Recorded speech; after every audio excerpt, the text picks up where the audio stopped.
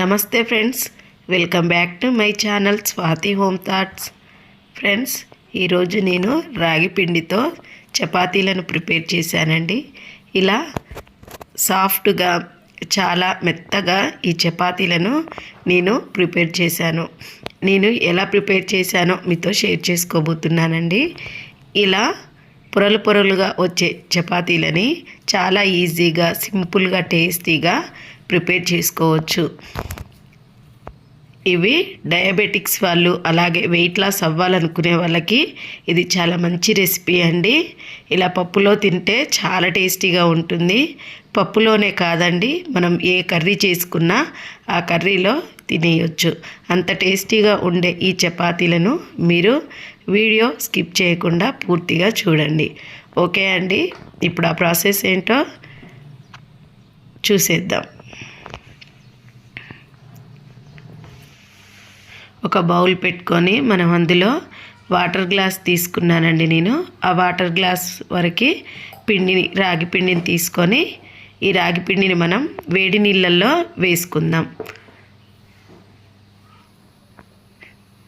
ఒక ప్యాన్ పెట్టుకొని అందులో ఒక గ్లాస్ మనం పిండి తీసుకున్నాం కదా, ఒక గ్లాస్కి 2 గ్లాసులు వాటర్ వేసి కొద్దిగా ఉప్పు వేసి మంచిగా బాగా బాయిల్ అవ్వాలండి వాటరు. ఇలా బాయిల్ అయిన తర్వాత ఆ 1 గ్లాస్ పిండి వేసేయండి. మన తినే క్వాంటిటీని బట్టి పిండి వేసుకోవాలండి. పిండి ఇలా ఉడుకుతున్నప్పుడు ఒదిగొస్తుంది. మనం ఇద్దరైతే 1 కప్పు చాలండి. ఇలా 4 తినాలి, 5 తినాలనుకున్నప్పుడు ఇలా ఒక పెద్ద గ్లాసు వేసుకోండి. వేసుకొని ఇలా బాగా ఉడికించుకొని స్టవ్ ఆఫ్ చేయండి.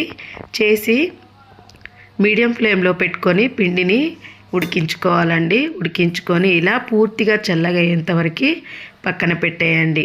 ఇలా చల్లగా అయితే మనకి పిండి కొద్దిగా కాస్త గట్టి పడుతుందండి.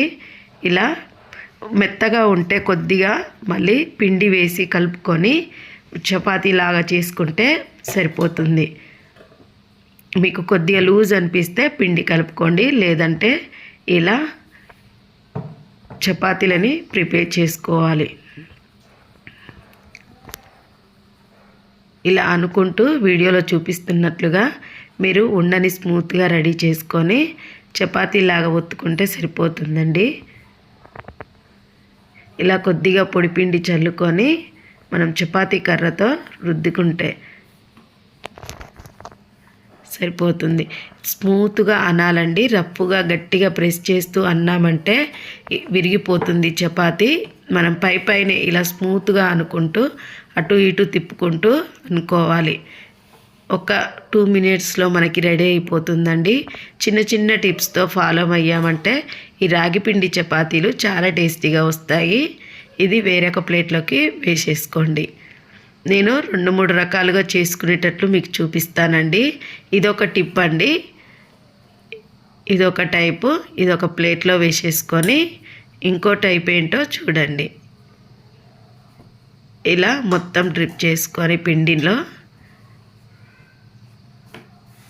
మనకు ఎడ్జెస్ రౌండ్ షేప్లో రావట్లేదు, ఇలా క్రాక్స్ వస్తున్నాయి అనుకున్నప్పుడు మనం ఇలా చపాతీని ఒకేసారి పూర్తిగా అనుకొని దీన్ని మనం ఒక మూత పెట్టి ప్రెస్ చేసామంటే రౌండ్ షేప్లో వస్తుందండి. ఇలా చపాతీ మొత్తం అనుకోండి.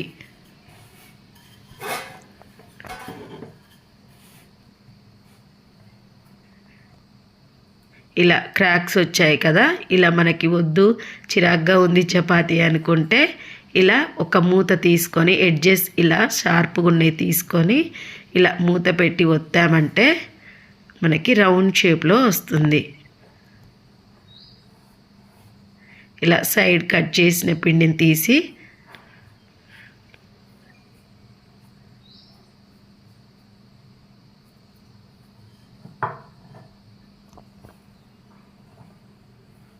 ఇలా చేతిలోకి తీసుకుంటే చపాతీ రెడీ. ఇంతే అండి, రౌండ్గా నీట్గా వస్తాయి. మీరు ట్రై చేయండి. ఇలా ట్రై చేస్తే మీకు 1-2 ఖరాబ్ అయినా 3వది మట్టికి కంపల్సరీ వస్తుందండి. ఇలా అన్నీ చేసుకొని ఎడ్జెస్ నీట్గా రాకపోయినా సరిపోతుంది. ఇలా మూత పెట్టి ప్రెస్ చేసామంటే అన్ని రౌండ్గా ఒకే తీరుగా చపాతీలు రెడీ అయిపోతాయి.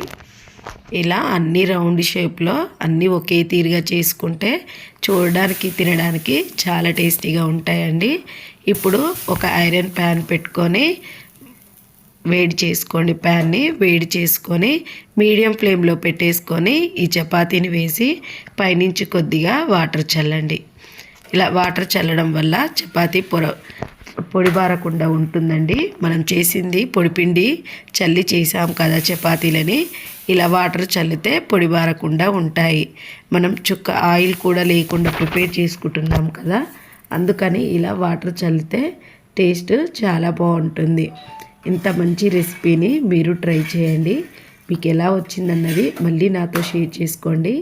అలాగే ఈ రెసిపీ ఎలా ఉన్నదో కూడా నాతో షేర్ చేసుకోండి. అలాగే వీడియో నచ్చినట్లయితే లైక్ చేయడం మర్చిపోకండి. కంపల్సరీ ఎలా వచ్చిందన్నది నాతో మళ్ళీ షేర్ చేసుకోండి. ఇలా అన్నీ పొంగుతూ రావాలంటే మనం మీడియం ఫ్లేమ్లో పెట్టుకొని ఫ్రై చేసుకోవాలండి. ఇలా అటు ఇటు తిప్పుతూ మీడియం ఫ్లేమ్లో పెట్టుకొని ఫ్రై చేసుకుంటే చాలా టేస్టీగా రాగి చపాతీలు రెడీ అయిపోతాయి.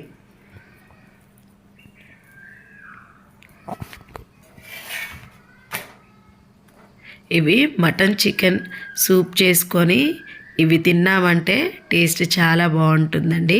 రాగి సంగటి కన్నా చాలా టేస్టీగా ఉంటాయి ఇవి.